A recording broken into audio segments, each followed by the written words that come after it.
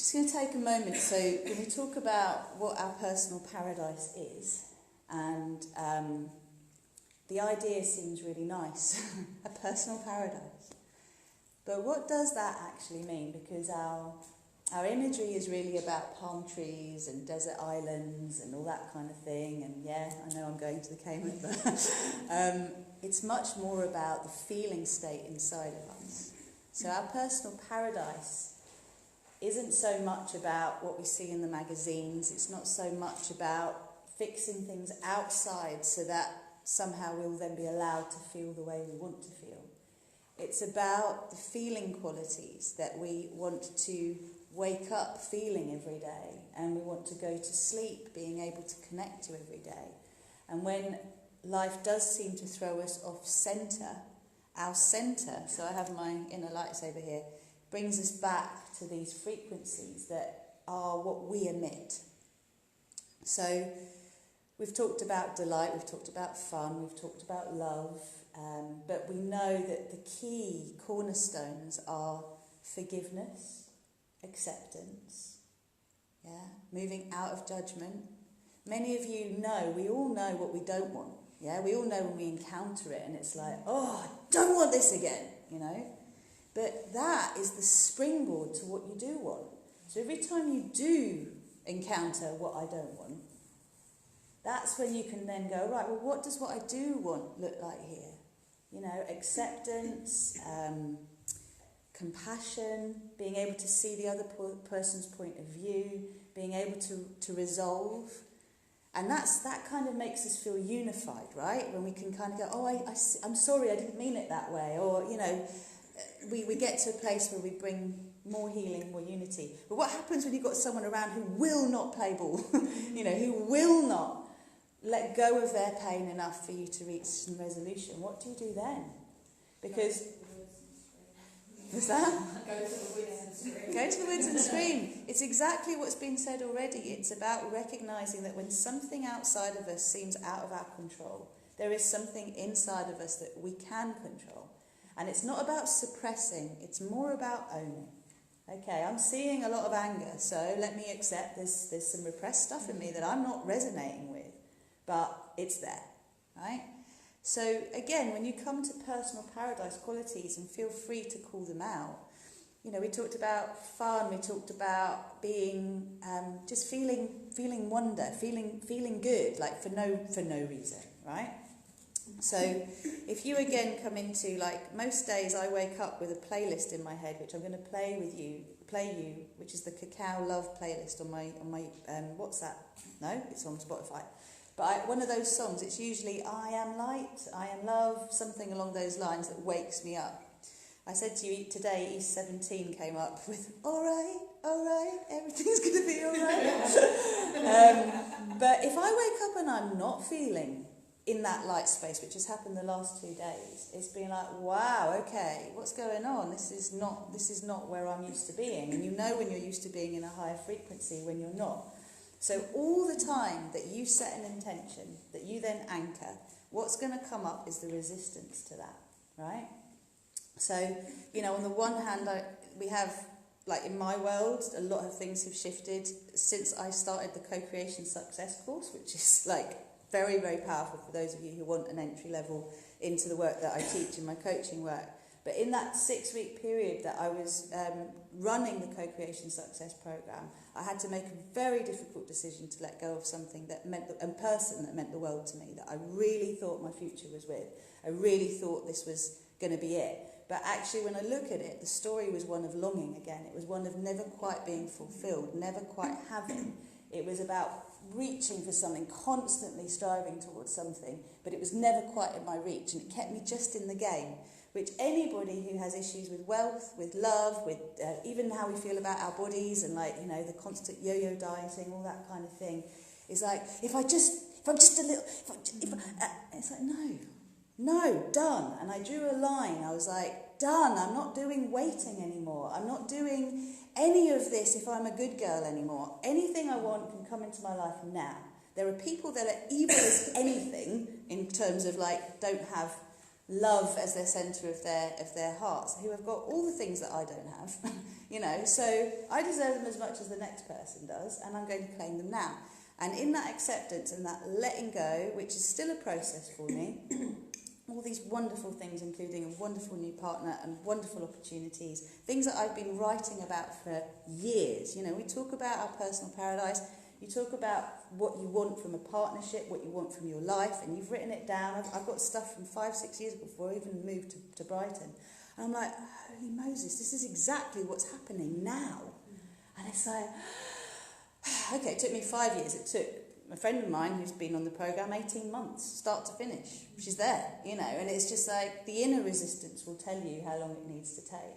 But yes, we cannot keep the stuff that isn't serving us and bring in the stuff that is. But what you can do is start to bring in more of what you want, knowing that the space for what you don't want is going to become less and less. So you kind of create a pathway of being able to clear things out, right? And so all I had to do was keep saying yes to the blessings that were occurring in my life, which sounds simple enough.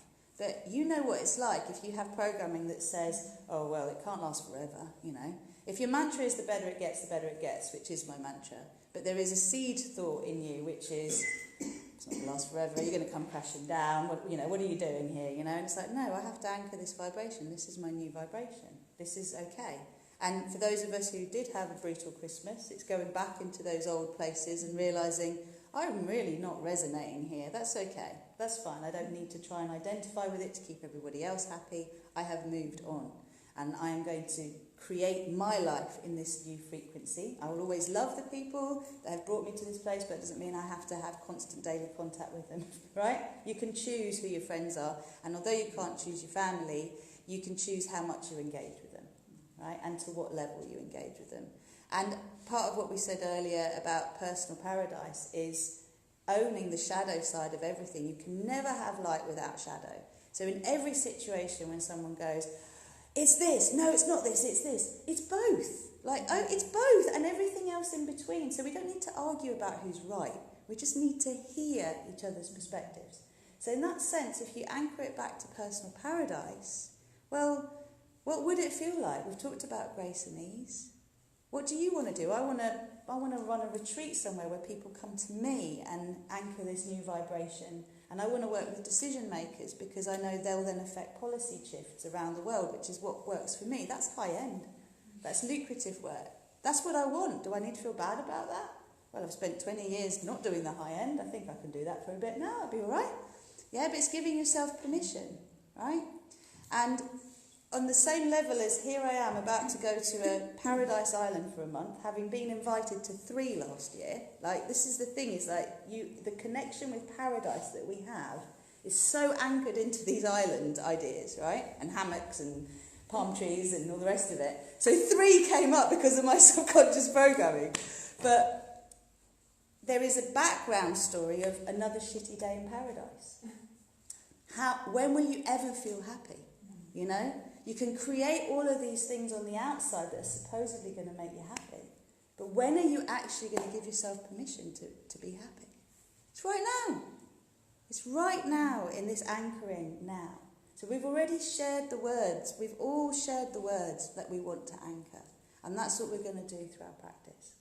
So always when you're thinking about what you want to co-create, don't worry about the outside. Don't worry about what it looks like. Don't let it be hooked on a particular person saying they love you or marrying you or whatever. Get connected to the feeling qualities you want to experience because you will recognise them when they show up in your world.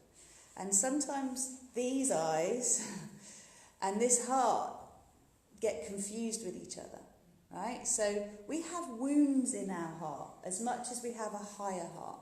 So through the things that our heart desires, we will come to those wounds. We will come to those people in our lives that will trigger those wounds so we can heal ourselves. Without outing the person next to me, she talked about, I am worthy and I am extra special. You said that. And that's true for all of us. We are all extra special and we deserve to be seen for that, but no one's going to see it. And even if they do, we're not going to accept it until we do, right? So if you're not okay with being extra special, if you've got programming that says, oh, no, I can't be that, no, then you will attract something in your life externally that will say, who do you think you are? And all of us who are teachers, all of us who are anchoring these new frequencies are scared of judgment. We're scared of recrimination. We're scared of persecution. The moment we get something like that, it's like, ooh, I'll stay where I am in the box. But, you know, in the end, when people hurt us, are they balanced? Are they centred? Are they grounded? Are they in love? Or are they flicking their pain on us because we're triggering it? They do it from their own lack as well, don't they? Because they feel scared. Yeah. You're in your power, you're in your truth, you're scaring me. You're not how you used to be, but you don't, it's okay. You don't always have to exit. No. You can mend gradually. Marianne Williamson has that beautiful quote, doesn't she, about us daring to be our best selves, and the worst thing we can do is to actually hide under a bushel, like not standing in our power. But for those of us who are in our power and we're working it every day, those people who are not will want to keep us in a space where we don't actualise that power, because what we're doing is giving them a choice to stay in the victim consciousness or to work through their stuff and empower themselves, right? But that's where compassion is so important for ourselves and for them. That the forgiveness, again, that came in is really important as a cornerstone, because it is going to be what takes you to that place where you can accept the judgment, you can accept the persecution, you can accept the other opinions and go, well, where is that coming from? What frequency is that coming from? And when you have learnt a lesson, and I've seen this many times, you stop attracting it. You stop attracting it. So bless the resistance, whether it's inside or it's outside. I call it a resist dance, and we'll play with that a little bit today. In that, I was just going to say, I just wanted to share something about what's been going on in my household, just briefly, because it relates to what do you want that on camera? on camera. Oh. Let me bring this to a close. So we're clearing up the resistance to our personal paradise, but hopefully for anybody who is watching and listening, this is definitely about choose the colours, choose the flavours, choose the feeling states, and then allow the imagery on your canvas to come from that. And I will share the daily prayer on Instagram in a minute in the My Stories, which is the prayer about anchoring your personal paradise. But I'll leave that there and we'll hear what you've got to say.